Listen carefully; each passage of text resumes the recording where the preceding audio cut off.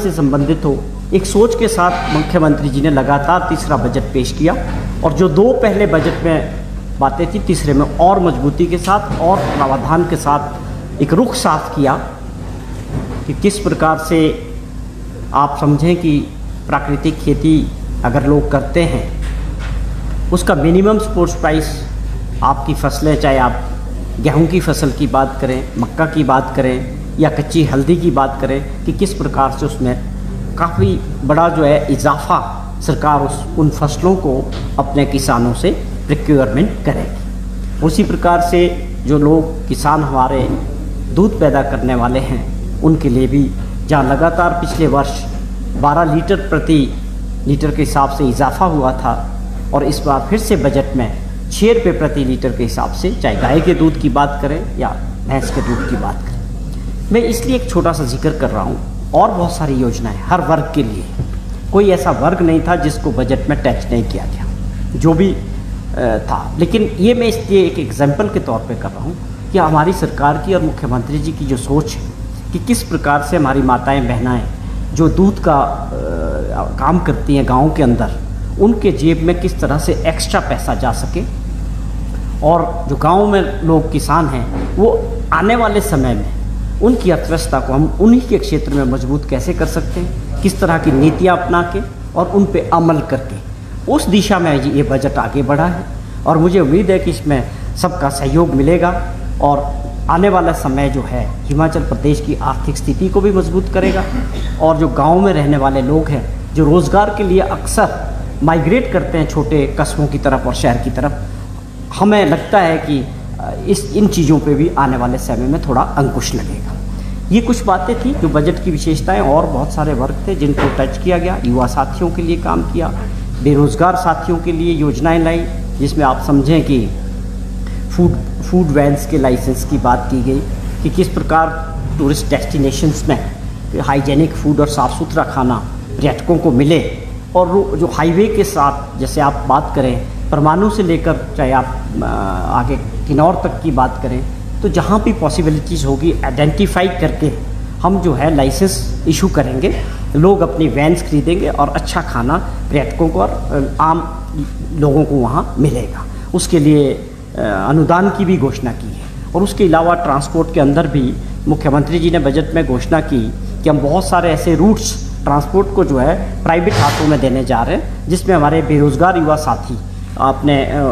उन रूट्स को जो है लाइसेंस प्राप्त करके बसेस जो है चला सकते हैं। और भी बहुत सारी योजनाएं हैं, जैसे रिक्शा को लेके भी जो ई रिक्शा की बात हुई है, ये हमें लगता है कि बहुत एक बड़ा पोटेंशियल हो सकता है। हमारे बहुत सारे ऐसे स्टेशंस हैं जहाँ पर इलेक्ट्रिक वाहन ई रिक्शा के तौर पे हमारे बेरोज़गार पढ़े लिखे कुछ बच्चे इस रोज़गार के ज़रिए सेल्फ एम्प्लॉयमेंट में भी अपना इसका प्रयोग कर सकते हैं, और उसके ऊपर सरकार ने अनुदान भी इस पर रखा है। अब सार्वजनिक तौर पे सामने लोगों के सामने आ चुकी है। लेकिन दुर्भाग्य तब होता है जब हम कुछ ऐसे नेता जो खुद 5 वर्ष तक प्रदेश के मुख्यमंत्री रहे हों, उनकी स्टेटमेंट मेरे हिसाब से उस हिसाब से होनी चाहिए जो स्वाभाविक तौर पे प्रदेश के लोगों को समझ आए। केवल उसके पीछे अगर एक मंशा हो कि राजनीतिक दृष्टि से लगातार भाजपा जो काम कर रही है, माननीय मुख्यमंत्री की छवि को और सरकार की छवि को बार बार सोशल मीडिया में आप देखेंगे उनके बहुत सारे ऐसे अपने अकाउंट्स चल रहे हैं जो बार बार पुरानी चीज़ों को अपलोड कर रहे हैं, गलत बयानबाजियां कर रहे हैं। एक पूरा प्रयास हो रहा है, मैं समझता हूँ पूरी रणनीति के तहत माननीय मुख्यमंत्री जी को और सरकार को साजिश के तहत कमज़ोर करने की मीडिया के ज़रिए और सोशल मीडिया के ज़रिए जो मुहिम भाजपा ने शुरू की है, मैं समझता हूँ उसमें उनको कामयाबी मिलने वाली नहीं, क्योंकि जिस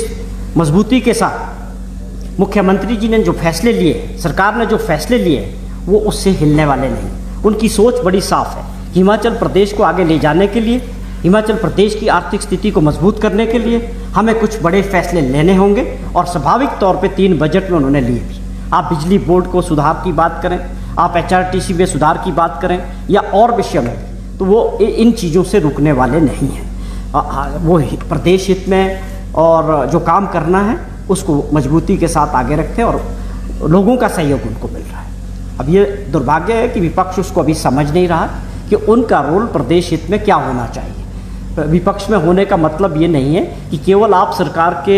फैसलों का विरोध करें। विरोध आपका वो होना चाहिए, मेरिट पे होना चाहिए। अगर हमारे सरकार के फैसलों में कहीं कोई कमी रह जाती है तो विपक्ष का ये धर्म है कि उस बात को वो उठाएं, उस कमी को उजागर करें, चिट्ठी के जरिए, मीडिया के जरिए मुख्यमंत्री के जहन में लाए, उसमें सुधार किया जा सकता है प्रदेश हित में। लेकिन दुर्भाग्यपूर्ण भाजपा ने हिमाचल प्रदेश में केवल एक ही मन बना लिया है कि हर बात का विरोध करना है और ढूंढो डायरेक्टर जनरल ऑफ पुलिस को आदेश किया, सबको किया। और दुर्भाग्यपूर्ण कि उसके कुछ दिनों बाद उनकी जो है डेड बॉडी भी मिल गई। उस दिन भी जो परिस्थितियां थी, लगातार उनकी बात उनकी पत्नी से भी माननीय मुख्यमंत्री जी की बात हुई और उनके रिश्तेदारों की जो डिमांड थी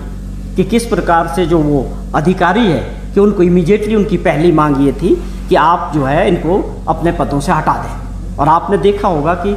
विद इन नो टाइम सरकार ने जो उन अधिकारियों को, दोनों को जो है अपने काम से हटाने के आदेश जारी किए। फिर उसके बाद परिस्थितियां बनी कि जिस प्रकार उनका बाद में मांग आई कि उनको जो है उनके खिलाफ कार्रवाई होनी चाहिए। तो आप ये समझें कि सरकार की मंशा, मुख्यमंत्री जी की मंशा, हमारी सबकी मंशा बड़ी साफ थी कि हम चाहते हैं कि उसकी जो इंक्वायरी है वो पारदर्शिता के साथ हो। उसमें सरकार ने बिना समय गंवाए, चाहे वो पुलिस की FIR दर्ज करने की बात थी, हमने साफ तौर पे कहा SIT बनाने की बात थी, मुख्यमंत्री जी के आदेश थे कि ये बिल्कुल साफ सुथरी इंक्वायरी इसमें होनी चाहिए। इसके पीछे क्या कारण है, अगर विमल नेगी ने आत्महत्या की है तो उसका कारण क्या है, ये पूरी जानकारी प्रदेश की जनता भी चाहती है, कहते हैं मैं भी चाहता हूँ और हम भी जानना चाहते हैं। और ये निष्पक्ष जांच के आदेश हुए थे। और उसके साथ आप समझें